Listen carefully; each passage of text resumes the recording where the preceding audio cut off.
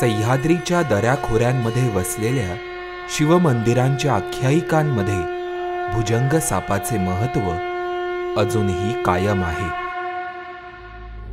हा साप म्हणजे या मंदिरांचा राखणदार अशा दंतकथा आजही रूढ आहेत.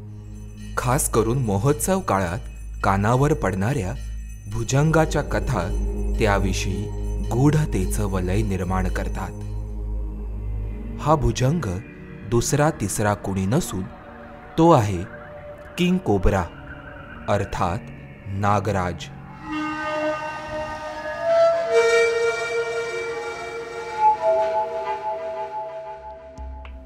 अत्यंत चपळ आणि जगातील सर्वात विषारी सापांपैकी एक.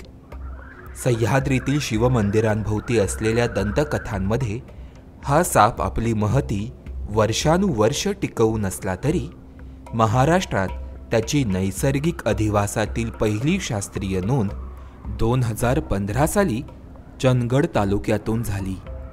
अगोदरची जी लोक आहेत ती जेव्हा शेती वगैरे डोंगराळ भागात करायची तेव्हा त्यांना किंग कोब्राचं सायटिंग्स बऱ्या प्रमाणात व्हायचं.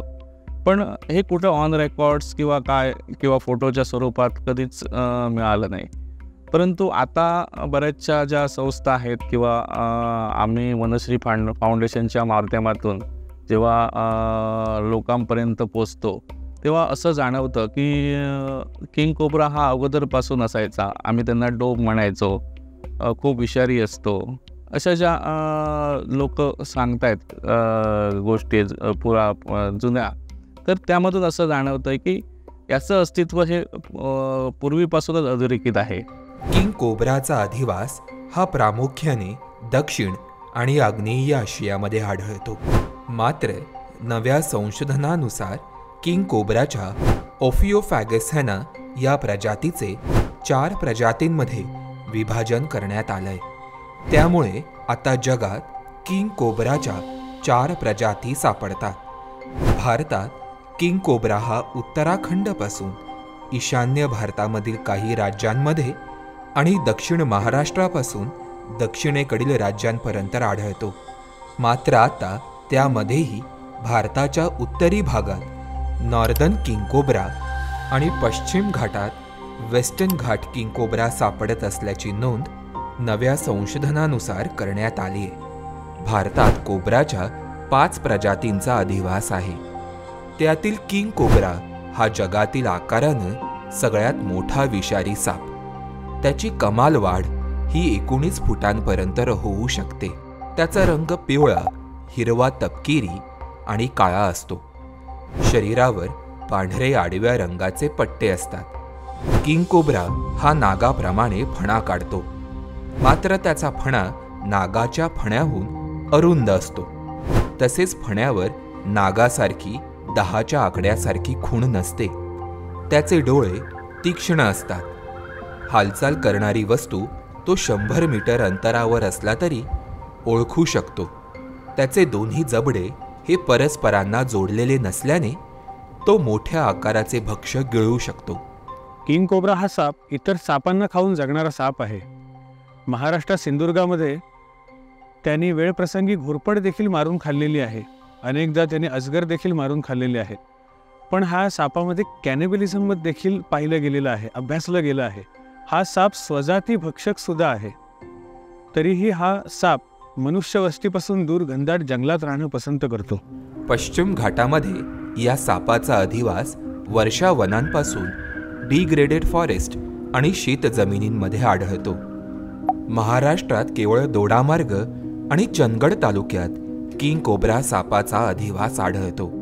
2015 पूर्वी पश्चिम घाटामध्ये या सापाच्या अधिवास क्षेत्राची उत्तरेपर्यंतची नोंद गोव्यातील बोंडला वन्यजीव अभयारण्यापर्यंत होती. मात्र 2015 साली या ठिकाणाहून 42 किलोमीटर लांब असणाऱ्या महाराष्ट्रातील तिलारी गावात किंग कोब्राची नोंद झाली.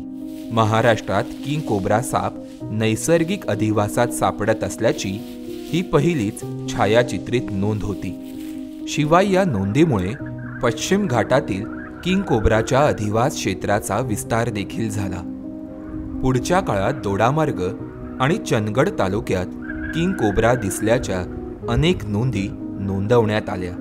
महत्त्वाचे म्हणजे 2021 मध्ये दोडामार्गमधील वजरे गावातून पहिल्यांदाच किंग कोब्रा रेस्क्यू करण्यात आला. मात्र दरम्यानच्या काळात लोकांकडून हा साप मारल्याच्या घटनांची नोंदही वनविभागाने केली, जी अधिक चिंताजनक बाब होती. पूर्वीपासून हा किंग कोब्रा आपल्या भागात असल्यामुळे बरीच लोक भीतीपोटी त्याला मारण्याचा प्रयत्न करायचे किंवा भले मारायचे. परंतु कसं व्हायचं, आता त्याची संख्या भरपूरच घटलेली आहे आणि त्यांचं अधिवास क्षेत्र हे मर्यादित झाल्यामुळे ते कुठंतरी मनुष्यवस्तीकडे येऊ लागलेले आहेत आणि याच्यातच लोक घाबरतात आणि विषारी साप आहे म्हणून तो दंश करेल किंवा काय करेल किंवा आपल्याला त्याची पूर्णपणे माहिती नसल्यामुळे ते उद्या सकाळी मृत्यूस कारणीभूत होतील या उद्देशाने लोक त्याच्यावर हल्ला करतात आणि त्याला मारून टाकतात. नर किंग कोब्रा हा मादीहून आकाराने मोठा आणि जाड असतो. त्याची मादी ही सापांमध्ये अंड्यांचे रक्षण करणारी एकमेव मादी आहे. हा साप अतिशय बुद्धिमान मानला जातो, कारण हा एकमेव असा साप आहे जो घरटं करून राहतो. याचा अर्थ नक्की काय, तर सापांच्या मिलन काळानंतर जेव्हा एखादी मादी ज्याला अंडी घालायची असतात, ती अंडी घालण्याच्या वेळेला झाडाचा पालापाचोळा ती एकत्र करते. एक 3.5 फुटाचा रेडियस असलेली आणि एक 2 ते 2.25 फूट उंची असलेलं असं ती एक घरटं तयार करते. ती हे घरटं डोंगराच्या उताराच्या भागामध्ये मोठ्या वृक्षाच्या कॅनपीखाली ती घरटं तयार करत असते.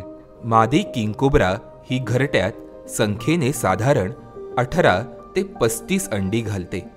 त्यामधून जन्मलेली पिल्ले ही 45 ते 55 सेंटीमीटर लांब असतात. पिल्ले काळी असून त्यांच्या शरीरावर तसेच शेपटीवर पिवळे आडवे पट्टे असतात. त्यांचं विष हे प्रौढ किंग कोब्रा एवढंच जहाल असतं. महाराष्ट्रात अगदी दुर्मिळ असणाऱ्या या सापाला आता जगण्यासाठी अनेक संकटांचा सामना करावा लागतोय. बऱ्याचशा प्रमाणात वृक्षतोड झाली किंवा हा जो तिलारी भाग आहे हा थोडा धरण क्षेत्र वगैरे याचं क्षेत्र वाढल्यामुळे या भागातील थोड्या प्रमाणात त्यांचं अस्तित्व कमी झालंय. ज्या दक्षिण महाराष्ट्रात या सापाचा अधिवासाचा विस्तार झालाय, तिथे या सापाच्या अधिवासाला निर्माण झालेला धोका ही चिंतेची बाब आहे.